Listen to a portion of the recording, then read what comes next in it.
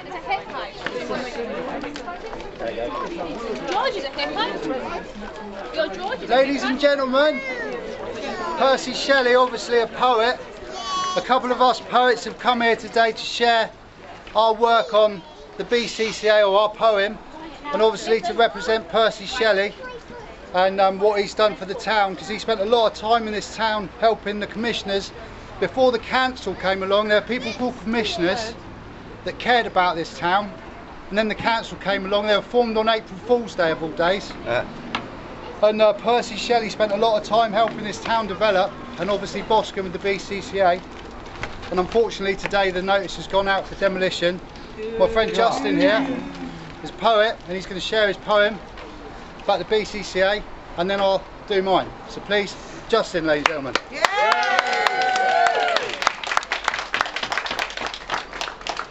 Come all ye giants, however big or small. Your call to arms is here, your call to arms for all. Your community is structured to quell the masses' call. Our community is ruptured as you try to rip town walls. Will you stand aside for this hypocrisy? We will stand together for this beloved community. If you believe in truth and transparency, let independent builders come and have a look for free. And don't believe your rhetoric, as it was left to community. You've ripped out old appliances to make money for thee. You say it's too expensive. Sorry, I thought it said community. It's you who made it derelict. You who bolted doors. You who closed the classrooms. It's you who threatens all. Listen to these voices of your true community, not supposed floaters who make money backhandedly. Yeah. If Bournemouth has an arts heart, the signs are there for all. No ears for the community, a camera watching tool. To build upon your heritage, a time bandit you become. Time seals the truth, lies will travel through your album. Look back through your history, everyone can see. You have no right to build on what is rightly Boscombe community! Save the centre! Give it back! Give it back! Give it back! Give it back! Give it back! Give it!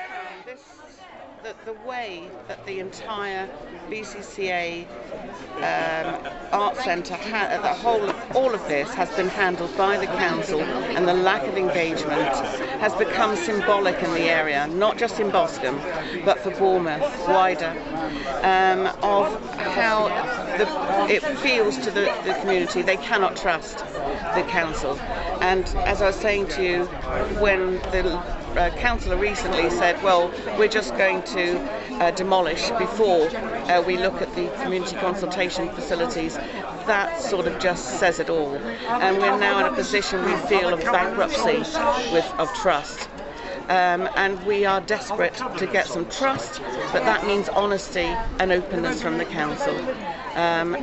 Bottom line is, this could be about jobs, about increasing tourism, and really doing something fundamentally different. And the housing is the wrong place. It's the wrong place. Okay, so just tell us then, so you've had these figures, 72,000, so tell us what that would do. Yes, well, no, £72,000 is the council's own estimate for refurbishment, and the business plan to reinstate the Bcca is a very good example of not only big society succeeding, but social enterprise. This is a brilliant example of social enterprise. It's benefit, balance, and long-term sustainability, and that's exactly what Boscombe needs. It. We're the most deprived, and to this date, Bournemouth Council has yet to supply any sort of business plan or feasibility. In fact, they're doing their mapping exercise after they want to demolish, not before. That simply doesn't make any sort of business sense. How do you regenerate an area when you're demolishing a sound, historic community and arts centre? Where is the research that says that will aid in regeneration? We'd love to see it. I mean, is there a sense this is sort of a last-ditch effort? Because can you change anything at this late stage? 4,000 supporters. We've got top all the top successful business people in Boscombe backing this plan, doctors, teachers. The only people who don't support it is Bournemouth Council, and this plan to reinstate was given to them months after closure. So to say that they've denied locality and localism to us because it's been closed for more than 2 years. The national average is 5 years, and shouldn't it be case by case depending on need and benefit? And we've proven that need and benefit, and Bournemouth Council hasn't. They don't even have a business plan for the 3 unsustainable, grossly inadequate rooms. But I mean, it's saying there's a good turnout here, which is great, but isn't it too late now? I mean, is there anything? That building is standing. It's never too late. It's never too late while the building's standing, and we're still hoping that the council will listen to the voice of the people. These people voted for them to do a job on their behalf. We don't live in a dictatorship. We're expecting them to listen to us. We hope that they will. And one of the very upsetting things just a few weeks ago was that Councillor Jane Kelly at a public meeting of Boscombe Forum was asked, were they going to look at the community consultation into facilities and consider that before the demolition? And she said emphatically that they would not, that they would demolish first and then they would look at the consultation into facilities. How absurd is that? That's like just closing your ears to the community, and we're supposed to have openness and transparency and be able to...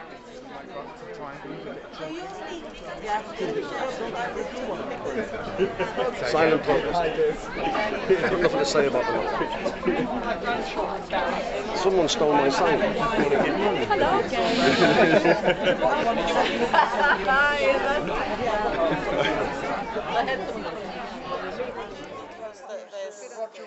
They've changed the constitution. Scratching each other's backs. Certain things that you can't. What's the consensus amongst them? So Harry wanted to ask a question. You can't ask that question because if you ask that question, in the Constitution, Part 4, number 33, that was part of the planning decision, previous planning decision, so you're not allowed to talk about that. If it still if it refers to...